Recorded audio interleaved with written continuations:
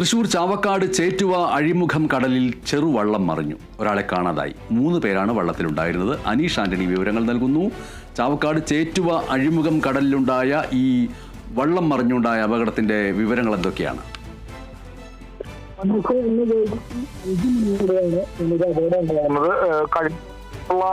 മഹാസൻ എന്ന് പറയുന്ന കാര്യം, അതായത് ചെറുവള്ളം, വലിയ വള്ളത്തിന് ഒപ്പം ഒരു ചെറുവള്ളം കൂടി പോകാറുണ്ട് സാധാരണ മീൻ പിടിക്കാൻ. ആണ് മറിഞ്ഞത്. ഈ അപകട സമയത്ത് 3 മത്സ്യത്തൊഴിലാളികളാണ്. 3 മറിഞ്ഞതോടെ വള്ളത്തിൽ തന്നെ പിടിച്ചു. അതിൽ 2 പേർ ഒരാൾക്ക്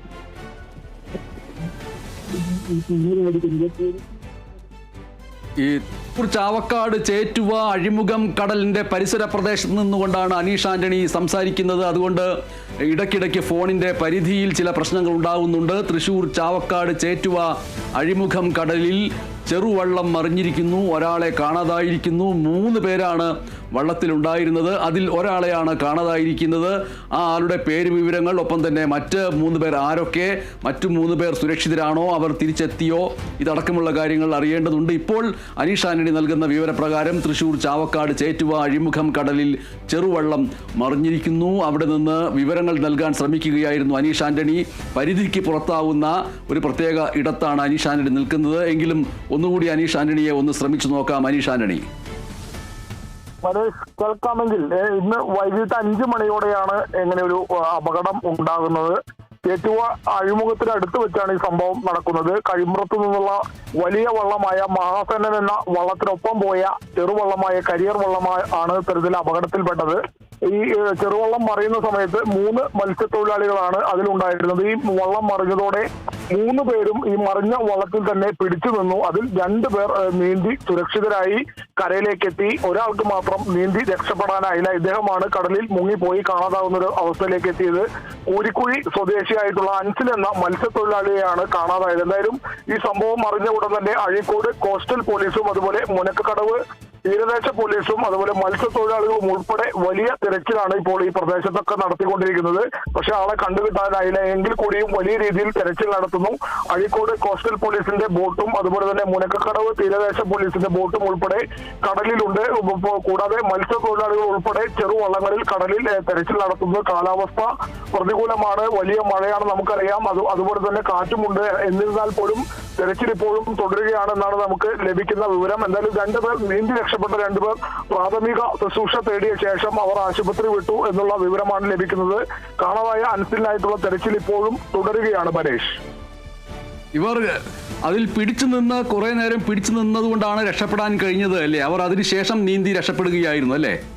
തീർച്ചയായും. ഈ കാണാതായ അൻസിൽ ഉൾപ്പെടെ രക്ഷപ്പെട്ട മറ്റു 2 പേരുൾപ്പെടെ ഈ ബോട്ടിൽ, ഈ മറിഞ്ഞ ചെറുവള്ളത്തിൽ തന്നെ പിടിച്ച് ഏറെ നേരം നിന്നു. പിന്നീട് അവർ കുറച്ച് സമയങ്ങൾക്ക് ശേഷം കടലിൽ നിന്ന് നീന്തി കരയിലേക്ക് എത്തി. പക്ഷേ അൻസിലിന് നീന്തി രക്ഷപ്പെടാനായില്ല. അൻസിൽ ഇത് നീന്തി രക്ഷപ്പെടാൻ ശ്രമിക്കുന്നതിനിടെ മുങ്ങിപ്പോവുകയായിരുന്നു എന്നാണ് ലഭിക്കുന്ന വിവരം. എന്തായാലും അൻസിലിനായുള്ള വലിയ രീതിയിലുള്ള തെരച്ചിൽ ഇപ്പോഴും തുടരുകയാണ്. എടുത്തു പറയേണ്ട കാര്യം, മഹാസേനൻ എന്ന് പറയുന്ന വലിയ വള്ളത്തിനൊപ്പം പോയ ഈ ചെറുവള്ളം, ചെറിയ ഒരു വള്ളം, 3 പേർക്ക് ഒക്കെ അതിൽ കൂടുതലൊന്നും അതിൽ യാത്ര ചെയ്യാൻ പറ്റില്ല. അത്തരം പോകുന്ന ചെറിയൊരു വള്ളമാണ്. ദൃശ്യങ്ങളിൽ കാണാം. അത്തരത്തിലുള്ളൊരു വള്ളമാണ് മറിഞ്ഞത്. ഈ വലിയ ബോട്ടിനൊപ്പം ചെറിയ വള്ളം വലിയ വള്ളത്തിൽ നിന്നും ലഭിക്കുന്ന മീൻ പകർത്തി കരയിലേക്ക് ഇടയ്ക്കിടെ കൊണ്ടുവരാൻ വേണ്ടിയിട്ടാണ് ഇത്തരത്തിലുള്ള ചെറിയ വള്ളം പോകുന്നതെന്നാണ് നമുക്ക് അറിയാൻ കഴിഞ്ഞത്.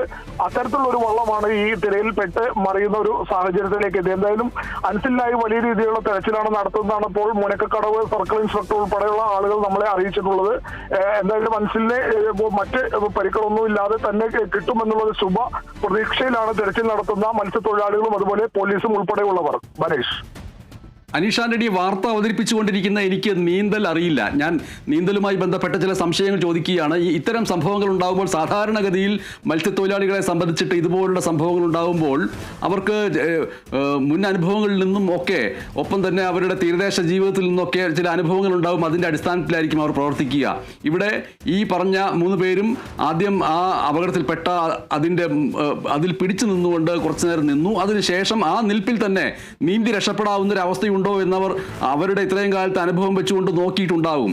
നീന്തുമ്പോൾ ശ്വാസം ഉള്ളിൽ പിടിച്ചു നിർത്തിക്കൊണ്ട് നീന്തൽ, പിന്നെ ശരീരത്തിൻ്റെ ആരോഗ്യസ്ഥിതി അടക്കമുള്ളവ വെച്ചുകൊണ്ട് വേണം നീന്താൻ കഴിയേണ്ടത്. അതിൽ ഈ മത്സ്യത്തൊഴിലാളികളുടെ ഓരോരുത്തരുടെയും പ്രായം, അവർ ചെറുപ്പമാണോ അല്ലയോ എന്നടക്കമുള്ള കാര്യങ്ങളൊക്കെ ഇതിൽ ബാധകമായിരിക്കുമല്ലേ? തീർച്ചയായും മനേഷ്, തീർച്ചയായും. കാരണം മത്സ്യത്തൊഴിലാളികളാണ്. അവർക്ക് കടൽ എന്ന് പറഞ്ഞാൽ അവർക്ക് അത്ര വലിയ ഒരു സംഭവമല്ല. നിരന്തരം കടലിൽ മീൻ പിടിക്കാനൊക്കെ പോകുന്ന ആളുകളാണ്, കടലിൽ നീന്തി പരിചയമുള്ള ആളുകളാണ്. പക്ഷേ ഈ ശരീരത്തിന്റെ അവസ്ഥ, ആരോഗ്യസ്ഥിതി വളരെ വലിയ ഘടകമാണ്.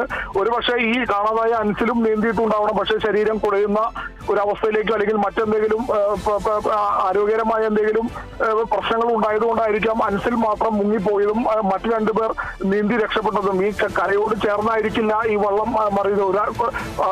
അത്യാവശ്യം ദൂരത്തിൽ അപ്പുറത്ത് വെച്ചായിരിക്കും ഈ മത്സ്യബന്ധനമൊക്കെ നടക്കുന്ന സ്ഥലം. അവിടെ നിന്നും വലിയൊരു ദൂരം തന്നെയായിരിക്കും മറ്റു രണ്ടുപേരും നീന്തി രക്ഷപ്പെട്ടത്. പക്ഷെ അൻസിലിന് നീന്തി രക്ഷപ്പെടാനായില്ല എന്നുള്ള വിവരമാണ് ലഭിക്കുന്നത്. കാരണം ശാരീരികമായി എന്തെങ്കിലും അസ്വസ്ഥതകളോ ബുദ്ധിമുട്ടുകളോ ഒക്കെ വന്നതുകൊണ്ടായിരിക്കാം അൻസിൽ മുങ്ങിപ്പോകുന്നൊരു സാഹചര്യത്തിലേക്കൊക്കെ എത്തിയത്. എന്തായാലും തീവ്രമായ അൻസിലിനെ കണ്ടുകിട്ടാനുള്ള വലിയ രീതിയിലുള്ള തെരച്ചിലാണ് ഇപ്പോഴും അവിടെ നടന്നുകൊണ്ടിരിക്കുന്നത്. ഇരുട്ടായി, രാത്രിയായി, വെളിച്ചത്തിന്റെ പ്രശ്നമുണ്ട് എങ്കിൽ പോലും തെരച്ചിൽ അവസാനിപ്പിച്ചിട്ടില്ല എന്നാണ് നമ്മൾ ഇപ്പോൾ മനസ്സിലാക്കുന്നത്.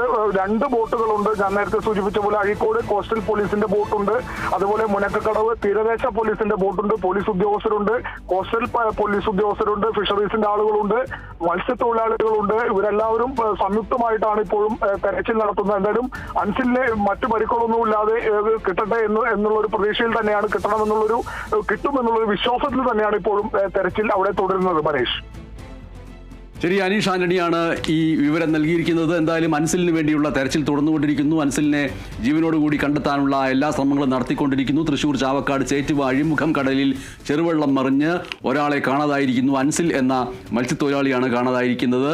3 പേരാണ് ഈ വെള്ളത്തിലുണ്ടായിരുന്നത്. അതിൽ 2 പേർ രക്ഷപ്പെട്ടിരിക്കുന്നു. അവർ നീന്തി രക്ഷപ്പെട്ടിരിക്കുന്നു. അൻസിലും നീന്തി രക്ഷപ്പെടാൻ ശ്രമിക്കുകയായിരുന്നു, പക്ഷേ അത് പൂർണ്ണമാക്കാൻ കഴിഞ്ഞില്ല. അൻസിലിന് വേണ്ടിയുള്ള തെരച്ചിൽ ഊർജിതമായി നടന്നുകൊണ്ടിരിക്കുന്നു. അനീഷ് ആന്റണിയാണ് വിവരങ്ങൾ നൽകിയത്.